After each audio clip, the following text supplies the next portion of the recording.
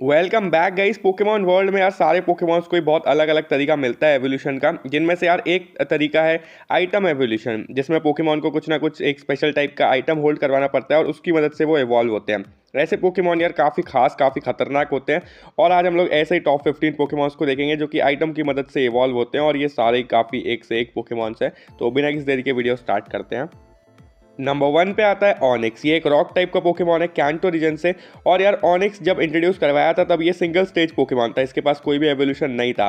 But Johto के अंदर इसका एवोल्यूशन आया स्टीलिक्स, जो कि स्टील टाइप का हो जाता है और भी पावरफुल ये बन जाता है और भी ज़्यादा बड़ा बन जाता है।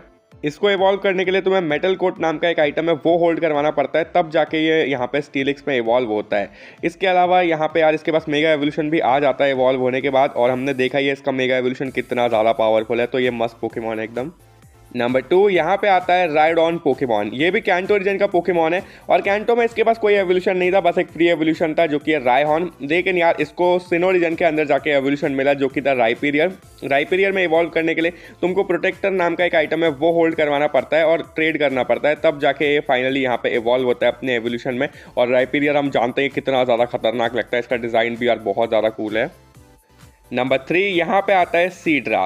सीड्रा पोकेमॉन की पूरी एवोल्यूशन लाइन ही बहुत गजब रही है। हॉर्सी, सीड्रा, फिर आता है किंगड्रा। किंगड्रा तो यार बहुत ही खतरनाक है। अगर तुमको किंगड्रा में इवॉल्व करना है तुमको ड्रैगन स्केल नाम का एक आइटम है वो होल्ड करवाना पड़ेगा सीड्रा को और उसको ट्रेड करना पड़ेगा, तब जाके यहाँ पे फाइनली किंगड्रा में इवॉल्व होता है। और यार किंगड्रा बनने के बाद ये ड्रैगन टाइप का हो जाता है और भी ज़्यादा खतरनाक डिज़ाइन हो जाता है, इसका पावरफुल बहुत हो जाता है।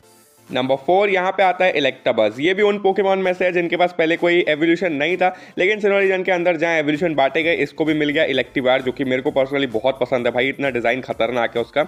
अगर तुम लोग को इलेक्टाबस को इलेक्टिवायर बनाना है तुमको इसको इलेक्ट्राइजर नाम का एक आइटम होल्ड करवाना पड़ेगा और फिर ट्रेड करना पड़ेगा, तब जाके फाइनली यहाँ पे अपने लास्ट एवोल्यूशन यानी कि इलेक्टिवायर में आ जाता है। और इलेक्टिवायर हमने पॉल के पास देखा था कितना ज़्यादा पावरफुल पोकेमॉन है ये।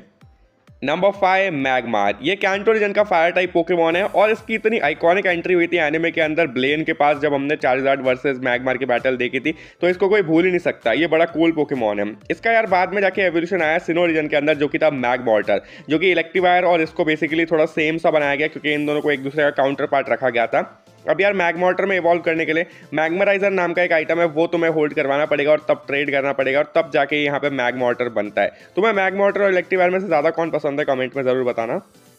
नंबर 6 यहाँ पे आता है फीबैस। इसे यार तुम लोग होएन का मैजिक काप भी कह सकते हो। अब यार फीबैस यहाँ पे इवॉल्व होता है माइलोटिक में, जो कि बहुत सुंदर पोकेमॉन है, तो इसका अलग ही ट्रांसफॉर्मेशन होता है। पहले फीबैस दिखता है इतना गंदा सा और फिर ये माइलोटिक बन जाता है। अब यार इसको इवॉल्व करने के लिए दो तरीके होते हैं।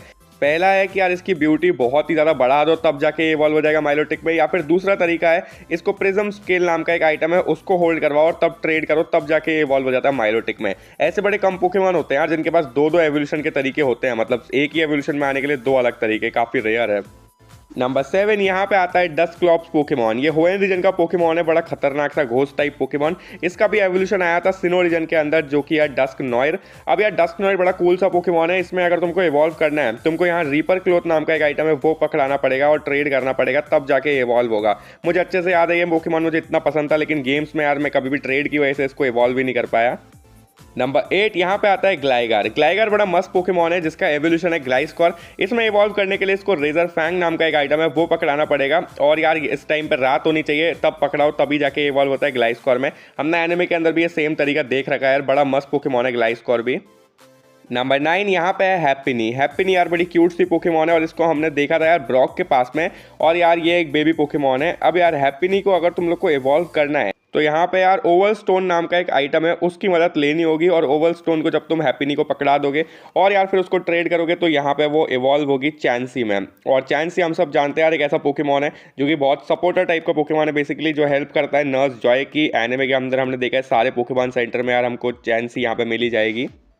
नंबर 10 यहाँ पे आता है पॉलीवल। पॉलीवल भी यार एक बड़ा मस्त सा वाटर टाइप पोकेमॉन है जिसको हमने एनिमे के अंदर मिस्टी के पास भी देखा है। ये यार दो पोकेमॉन्स के अंदर इवॉल्व होता है, पॉलीरैथ या फिर पॉलीटॉड। अब अगर यार तुम लोग को पॉलीटॉड के अंदर इवॉल्व करना है तुम लोग को किंग्स रॉक नाम का एक आइटम है वो लगेगा, और यार जब उसे पकड़वा के तुम ट्रेड करोगे तो यहाँ पे पॉलीटॉड बन जाएगा। वैसे मुझे इन दोनों में से पॉलीरैथ ही हमेशा ज़्यादा पसंद रहा है तो मैंने हमेशा उसी में इवॉल्व किया है। नंबर 11 यहाँ पे आता है स्नीजल पोकेमॉन। अब यार जो स्नीजल है ये इवॉल्व होता है वी वाइल्ड में रेजर क्लॉ नाम के एक आइटम की मदद से। जब रेजर क्लॉ तुम इसे होल्ड करवाओगे और यार रात में बेसिकली तुम लोग को ये आइटम होल्ड करवाना है, ये भी मतलब नाइट में इवॉल्व होने वाला पोकेमॉन है। तो ऐसा जब तुम करोगे तो ये इवॉल्व हो जाएगा यहाँ पे वी वाइल्ड में, और वी वाइल्ड हम जानते हैं और भी ज़्यादा मस्त और भी ज़्यादा खतरनाक बन जाता है।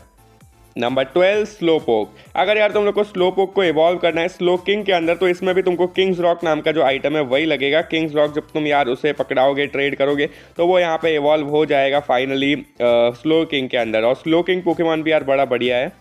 नंबर 13 यहाँ पे आता है साइथर। साइथर भी यार बड़ा गजब सा पोकेमॉन है, और इसको इवॉल्व करना है अगर तुम्हें सिजोर के अंदर तो तुम्हें मेटल कोट नाम का आइटम लगेगा, और इसको भी ट्रेड करना पड़ेगा। मेजॉरिटी पोकेमॉन्स को यार मतलब जो आइटम होल्डिंग वाले पोकेमॉन रहते हैं उनको यार ट्रेड करना ही पड़ता है, जो कि बड़ी बेकार चीज़ है, क्योंकि पोकेमॉन के गेम्स के अंदर यार हम लोग तो ट्रेड कर नहीं पाते थे, क्योंकि हम तो एमुलेटर में ही खेलते हैं भाई सब लोग। तो ये बड़ी बेकार चीज़ है सही में।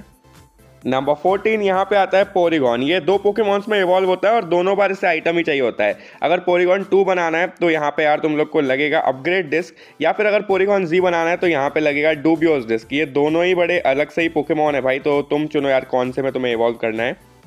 फाइनली नंबर 15 यहाँ पे आता है क्लैम्पर्ल। ये होएन रीजन का बड़ा मस्त पोकेमॉन है, और हमने एपिसोड भी देखा था होएन में इसी के ऊपर, इसके एवोल्यूशन के ऊपर। ये यार दो पोकेमॉन्स में इवॉल्व होता है। यहाँ पे या तो तुम इसे गोरबेस बना सकते हो, या फिर यार तुम इसे हंटेल बना सकते हो। हंटेल के लिए लगेगा यहाँ पे तुम लोग को डीप सी टूथ, या फिर अगर तुम लोग को गोरबेस बनाना है तो यहाँ पे डीप सी स्केल नाम का आइटम है वो। तो ऐसे करके ये दो अलग अलग आइटम्स है, जिसमें भी इवॉल्व करना है उसका यूज़ करो। तो हाँ यार ये थे वो पोकेमॉन जो कि आइटम से इवॉल्व होते हैं। होपफुली यार तुम लोग को पसंद आए हो। अगर आई है वीडियो तो लाइक जरूर कर देना। चैनल पर अगर नए हो सब्सक्राइब नहीं किया सब्सक्राइब करो, बेल आइकन दबा देना। मिलूंगा ऐसे किसी और वीडियो के साथ। Till then good bye.